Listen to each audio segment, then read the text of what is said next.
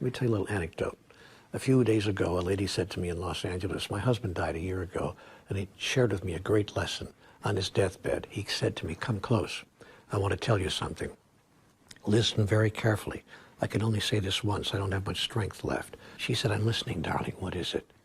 He said, remember this always.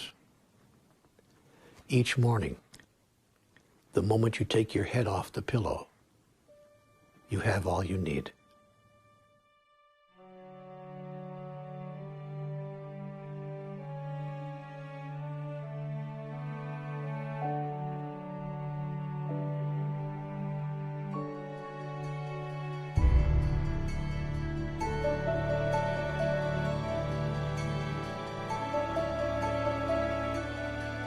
If we look at the mind as an iceberg, and the tip of the iceberg is what's above the surface. That's the conscious mind. That's the mind of choice. That's the action mind. What's below the surface, and that's most of the iceberg, right?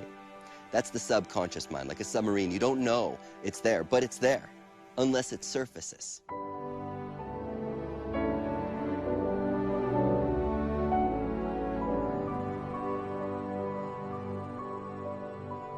Well, most of us say we want X. I want a new car. I want a fancy house. I want inner peace. I want a loving relationship. And then we start to go out into our world and we say, I will earn the right. And you start working away at life. And you're using your mind a lot and you're working at everything, and things get in the way. Life seems to throw curves at you.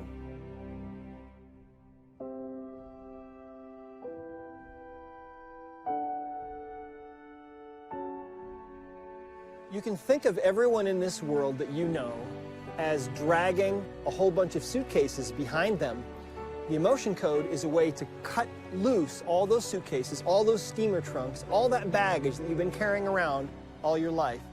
The end result of that is that you become light and you become able to manifest into the world what you're supposed to be able to manifest. Imagine living in a world where everyone is actually manifesting from their heart into the world their perfect creation that is inside each of them.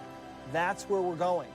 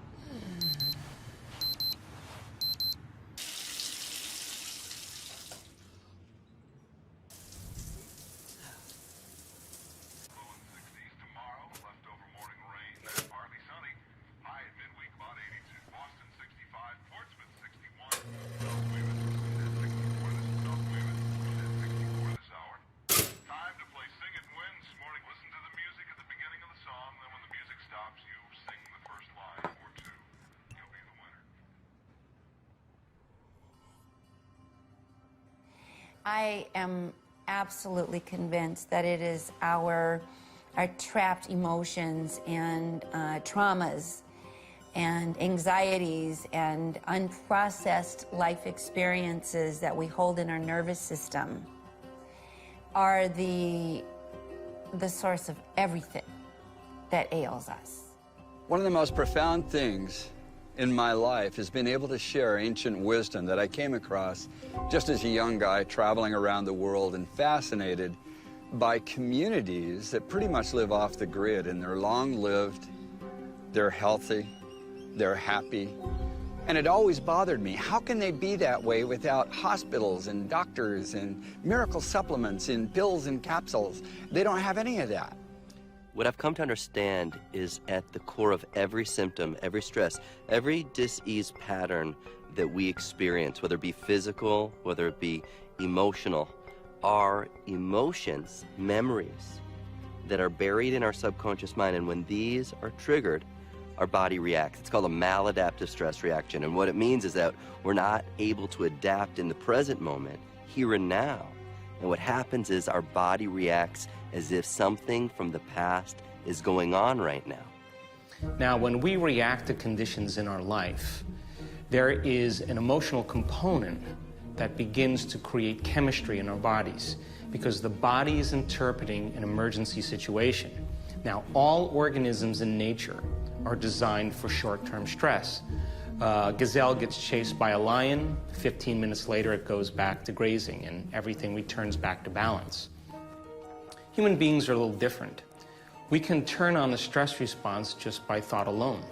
We can think about some past bitter memory that's tattooed in the recesses of our gray matter, and like magic it comes to life, and in that moment it's real. Whenever you see something, because the brain works in pictures, there's a response to that image of the sensory impact. If you hear a sound that sounds dangerous, your body, your brain will create an emotional molecule to get you to respond to that. And so the mind does its work very, very quickly. And based on the data that it is receiving, it forms a truth about the present memory or experience. Based on that truth, it comes up with a thought that tells the self about that memory or experience. And based on that thought, we generate what we believe is the appropriate emotion to match that thought. And as a result, our heart rate increases, our immune system suppresses, we become more anxious because we're not in our fullest potential in the moment. The core of every symptom, stress, and disease are emotions and memories, traumatic perceptions that are buried in our subconscious mind.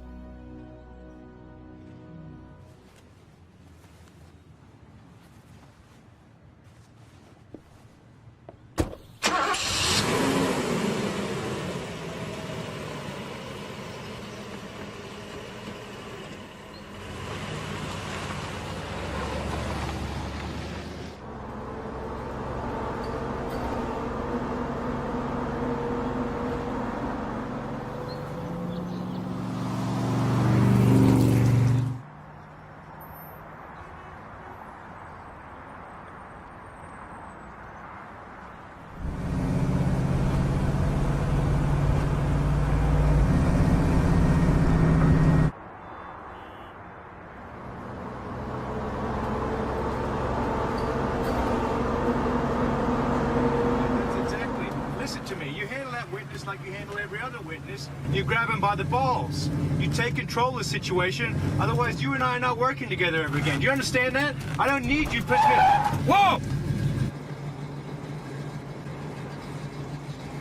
No, listen. No, listen to me. You go back there, you take...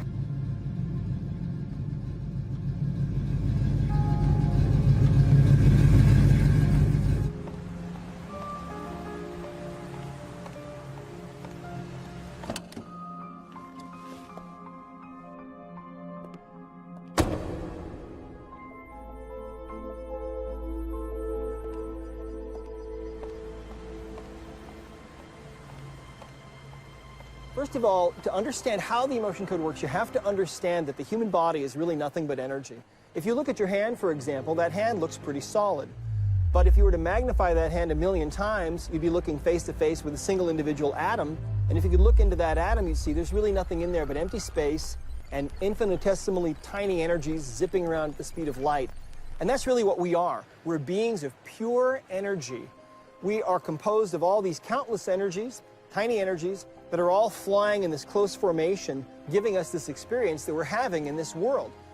Emotion means energy movement. And it's our thoughts that create our emotions. It's our emotions that create our behaviors. Well, when we feel an emotion strongly enough, what we're really feeling is a vibrational energy. Every emotion has its own specific vibrational frequency. Anger is a different emotional energy, a different frequency, a different vibration than frustration, and that's different than sadness, and they're all different. But when you're feeling an intense emotion, your whole being can take on this vibration, and it's during those times that sometimes the energy of that emotion that you're feeling is too powerful, and that energy can become trapped and stuck in the body. And a trapped emotion, we have found, is literally a ball of energy from about the size of a baseball to about the size of a cantaloupe. And these will lodge anywhere in the body and disrupt the normal energy field of the body. And because that's all the body really is an energy field, when you distort that energy field, you eventually start to have problems, because what you're really doing is you're distorting the tissues of the body themselves. And if you distort tissue and you irritate tissue long enough, that tissue starts to have problems, and it can go through those changes that we call cancer.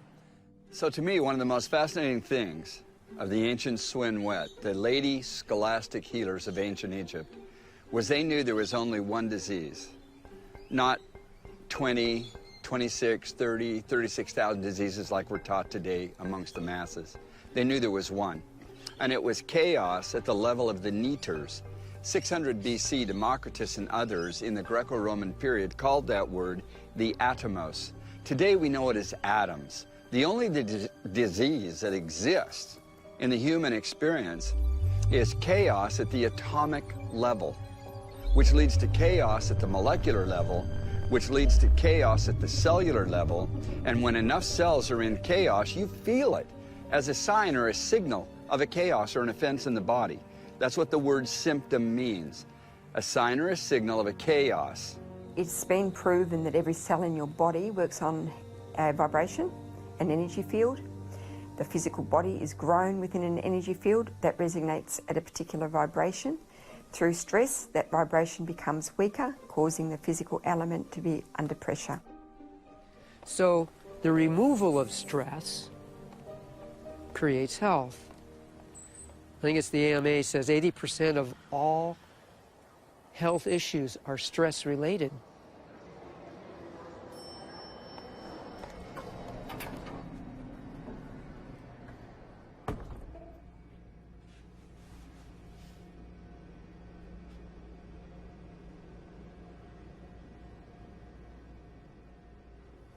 If we look at living in an emergency mode all the time, the emotions that are derived from those chemicals of stress are the emotions of anger, of aggression, of hatred, of prejudice, of fear, of anxiety, of insecurity, of hopelessness, of powerlessness, of depression. Those long-term effects of those chemicals are the emotions that most people call normal states of consciousness. In the ancient world, they knew that negative emotions store all through the anatomy of the body, and it affects the emotional physiology or function of the anatomy. Your body is your unconscious mind. It doesn't know the difference between an experience in your life that creates an emotional response and an emotion that we fabricate by thought alone. To the body, it's believing it's in the same environmental conditions.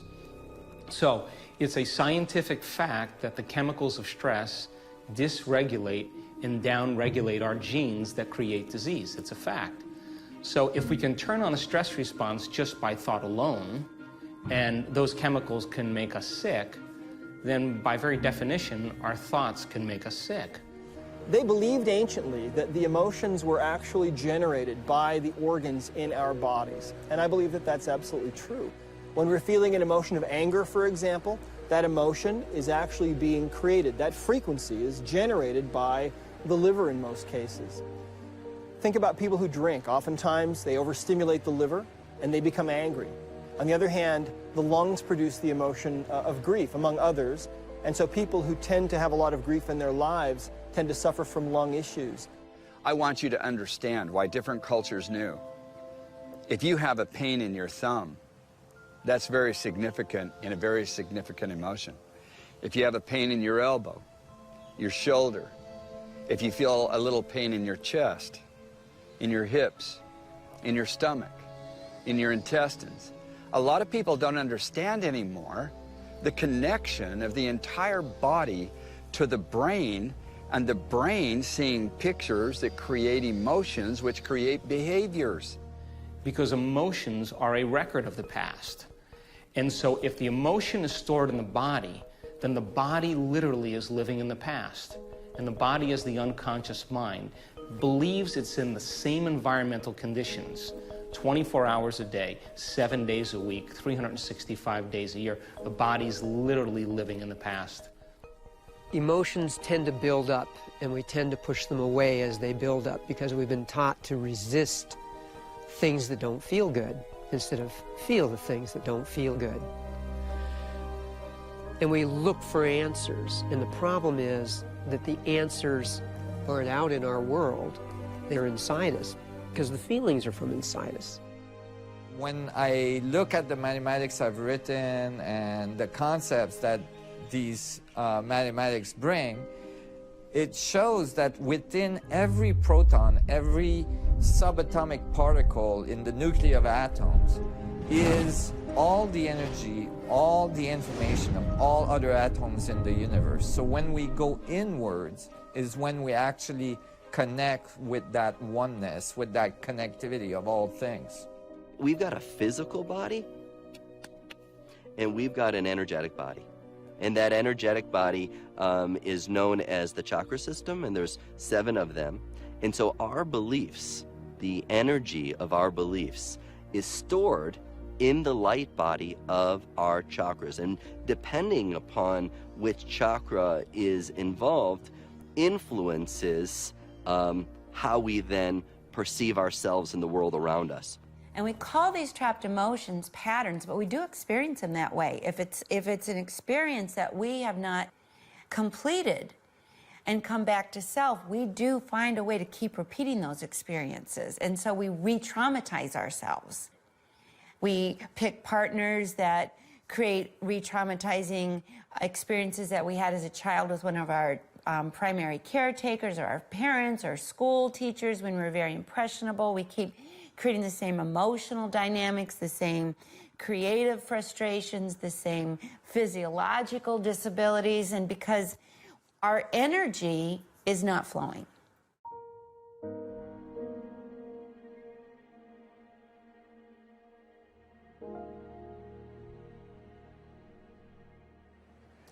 Well, you know, during the last 10 years that I was in practice, I was working with some of the sickest people on the planet, people who had been told that there was no cure for them, people who were suffering from things like cancer or chronic fatigue syndrome, fibromyalgia, lupus, and other diseases.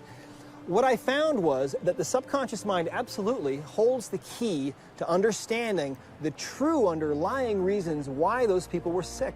Now, our subconscious mind from conception to puberty, primarily conception to 7 years of age, is programmed with emotions, memories.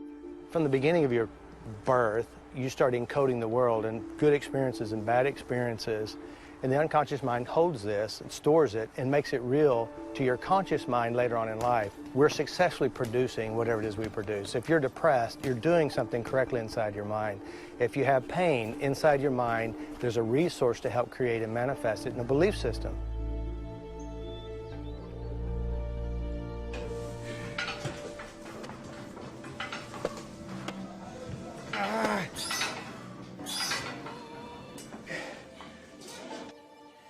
Have you ever noticed that when you have a headache, if you focus on the headache, it gets worse and it amplifies and your emotions get involved and now you're in total chaos and you think you need some kind of medical drug to kill the pain? That doesn't cure anything.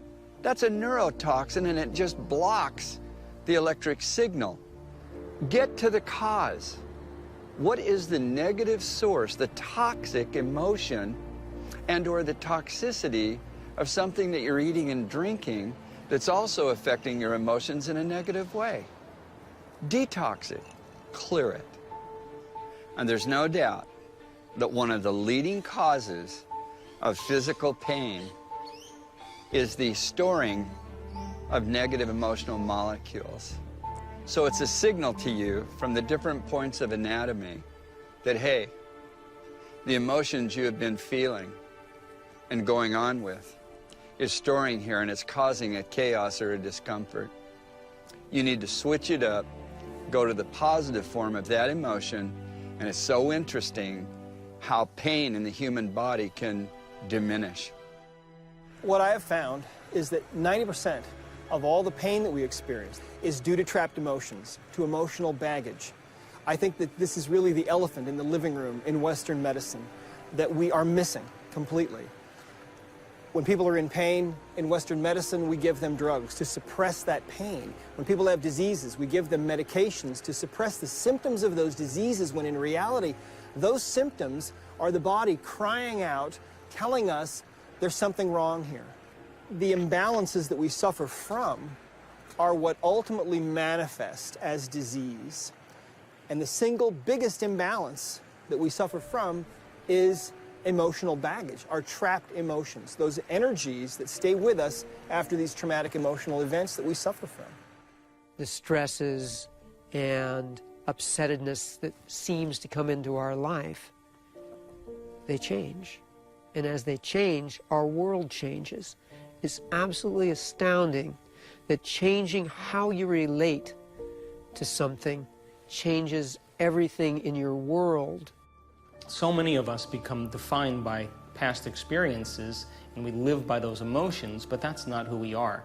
Those emotions are just a record of the past, and when we begin to become aware of that, then we begin to retire the old self, neurologically, biologically, genetically, and we begin to create a whole new self.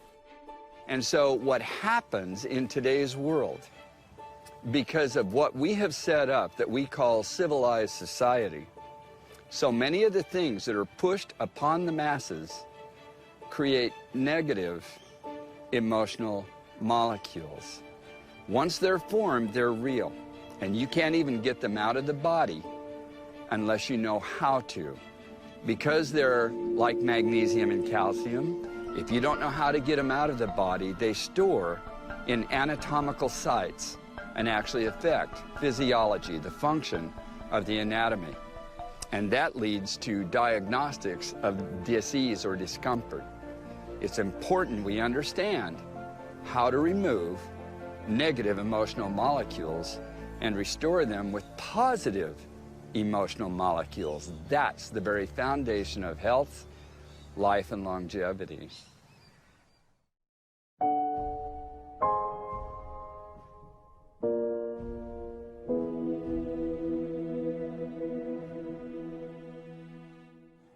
At first, when life starts, you have an egg cell and a sperm cell coming together. They become one cell. They become 2 cells, they become 4 cells, they become 8 cells, until you have like 50 trillion cells.